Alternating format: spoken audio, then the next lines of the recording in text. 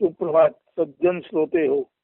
दिनीमध्ये आपणा सर्वांचे सहर्ष स्वागत.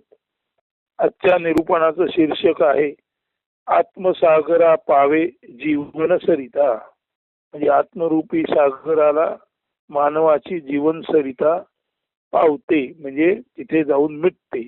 आता हे कधी आणि कसं शक्य होतं ते आपण यामध्ये पाहणार आहोत.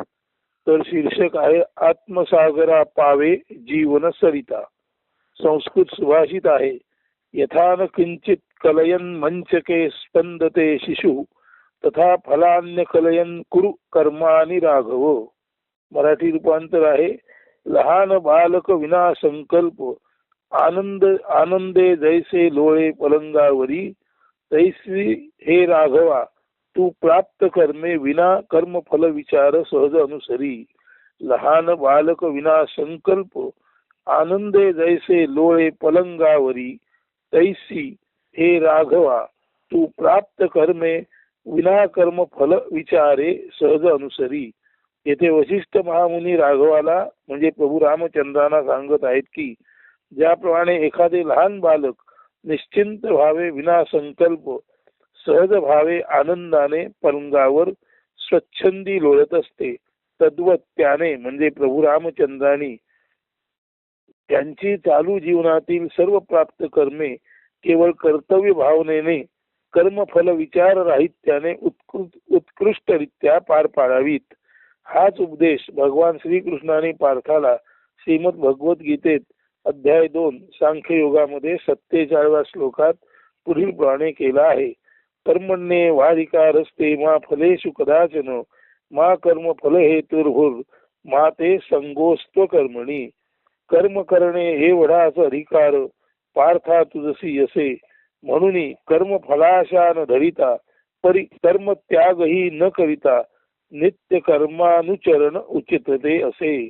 हे अर्जुना, कर्म करणं एवढाच तुझा अधिकार आहे, मात्र कर्म करताना फलाची आशा अपेक्षा बाळगणं हे तुझ्या अधिकारात बसत नाही. आणि त्याचप्रमाणे जर कर्माबद्दल आशा बाळगायची नसेल आणि तू म्हणशील मी कर्म त्यागच करीन, कर्म करणार नाही, तर तेही तुझ्या अधिकारात बसत नाही. म्हणजे मानवी जीवनाला जीवन याचा अर्थ जगणे.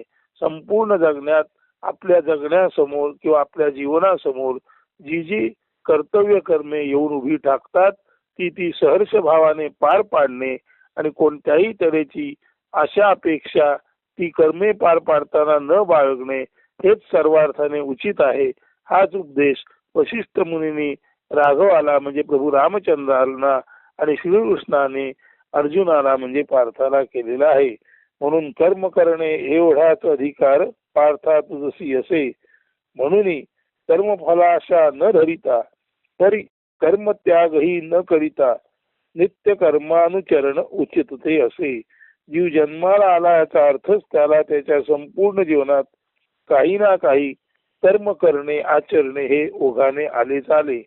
म्हणूनच जीवाने त्याला प्राप्त जीवनात जी कर्मे सहज व्हावे त्याच्या समोर उभी ठाकली त्यांची पूर्तता स्वेच्छेने केलीच पाहिजे. मात्र ही कर्मे कर्तव्य भावनेने पवित्र मनाने व निरपेक्ष भावे केली पाहिजेत. फलाशेने केलेली कर्मे कधीच पूर्णत्वास जात नाहीत. उदाहरणार्थ सत्याचरण हे सत्य प्रियतेतून, सत्य हे सत्य म्हणून प्रिय आहे या भावनेतूनच झाले पाहिजे. जर सत्याच्या आचरणाने मला फायदा काय तोटा काय असा विचार त्या पाठी आला तर ते खरेखुरे प्रेमपूर्वक आदराने घडलेले सत्याचरण न ठरून ते कर्तव्य म्हणजे करण्याजोगे म्हणूनच जे करावे पवित्र भावे करावे असं कर्तव्य किंवा सत्याचरण प्रेमपूर्वक केलेलं असं ते ठरणार नाही. कारण त्याच्या पाठी जर फायद्या तोट्याचा विचार केला तर सत्याचरणे यांत्रिक कृत्रिम वागणे ज्या पाठी लाभाला विचारच महत्वाचा आहे असे अतिसामान्य कृत्य ठरेल. ध्यानात घ्यायची गोष्ट ही आहे की जीवन याचा अर्थ जगणे, सहज भावे सरिते सम पुढे पुढे जाणे असा आहे. सरितेचा आणि जीवनाचा सहज भाव सातत्याने पुढे पुढे जाणे असा अर्थ आहे जीवनाचा. म्हणून जो जीवनाला सन्मुख होऊन जीवन सरितेसह मार्गात येणारे सर्व टप्पे म्हणजे कर्तव्य कर्माचे टप्पे सहर्ष भावे पार पाडतो, तोच जीवनाच्या मार्गातील कर्मरूप टप्पे प्रेम भावे व निरपेक्षतेने फलाशा रहित राहून जीवनाच्या एकूण पूर्णत्वाला म्हणजे यशस्वी जीवनाला गवसणी घालू शकतो. पवित्र कर्तव्य कर्माची जीवन साखळी पूर्णत्वाने यशस्वीरित्या तोच निर्णायकरित्या पार पाडू शकतो, जो आशारूपी बेडीत कर्तव्य कर्म करताना कधीच जखडला जात नाही व त्या कारणाने त्याचा जीवन प्रवास अर्धा मुर्धा होऊन खंडित होत नाही. म्हणूनच यशस्वी जीवनाचा मंत्र हाच आहे की सहर्ष भावे रहित फलाशा सर्व प्राप्त कर्मे अनुसरता आत्मसागरा खचित पावे मानवा अंती तव जीवन सरिता. सहर्ष भावाने आणि फलाशा रहित राहून सर्व प्राप्त कर्मे हे मानवा तू पूर्णत्वाने अनुसरलीस तर तुझी जीवनरूपी सरिता शेवटी आत्मसागराला जाऊन निश्चित मिळेल. म्हणजे हे जीवन पूर्णत्वाने तू जगल्यामुळे तुला आत्म्याची प्राप्ती होईल, म्हणजे मोक्ष मिळेल. म्हणूनच सहर्ष भावे रहित फलाशा सर्व प्राप्त कर्मे अनुसरता आत्मसागरा खचित पावे मानवा अंती तव जीवन सरिता.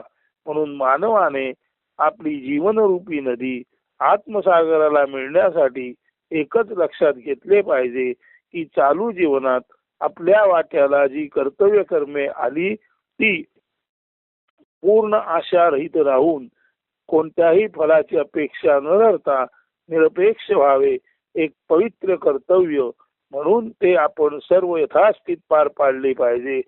असा जो माणूस आपल्या जीवनामध्ये आलेली सर्व कर्तव्य कर्मे यथास्थित फलाशा रहित पूर्णत्वाने पार पाडतो, त्याची जीवनसरिता त्याची जीवनरूपी नदी निश्चितच अंती आत्मसागराला म्हणजे ब्रह्मसागराला जाऊन मिळते आणि त्याला यशस्वी जीवन पूर्ण केल्यामुळे पुन्हा जन्माला येण्याचा प्रश्नच उरत नाही. त्याला याची देही याची डोळा म्हणतात, तसं याच जन्मात त्याला मोक्ष प्राप्त होतो. म्हणून आत्मसागरा पावे जीवन सरिता हे आजच्या निरूपणाचं शीर्षक आहे आणि मंत्र हा आहे सहर्ष भावे रहित फलाशा सर्व प्राप्त कर्मे अनुसरता आत्मसागरा खचित पावे मानवा अंती तव जीवन सरिता. तर आपली जीवन सरिता सुद्धा तशीच त्या आत्मसागराला आपल्या जीवनाच्या शेवटी जाऊन मिळो, म्हणजेच आपलं जीवन सुद्धा खऱ्याखुऱ्या अर्थाने कर्तव्य भावनेने सर्व कर्तव्य कर्म प्रिय म्हणून आनंदाने पार पाडावीत आणि त्या कर्तव्य कर्म केल्यामुळे आपणाला काय मिळेल काय मिळणार नाही याचा विचार न करता फलाशारहित पद्धतीने आपण आपली सर्व कर्तव्य कर्मे कर्तव्य भावनेने प्रेम भावनेने सत्याची पूजा म्हणून पार पाडलीत तर निश्चितच आपली जीवन सरिता सुद्धा अंती त्या आत्मसागराला जाऊन मिळाल्याखेरीज राहणार नाही. म्हणजे आपणा सर्वांनाच निश्चित मोक्ष प्राप्त होऊ शकेल असा या निरूपणाचा सारांश रूपाने अर्थ आहे. तो अर्थ आपण ध्यानात घ्याल आणि आपणही त्या दिशेने मार्गक्रमणा कराल अशी निश्चित खात्री आहे. आणि हे सांगून आजचे निरूपण येथेच संपन्न करीत आहे. अस्तु शुभदिन सुप्रभात. धन्यवाद.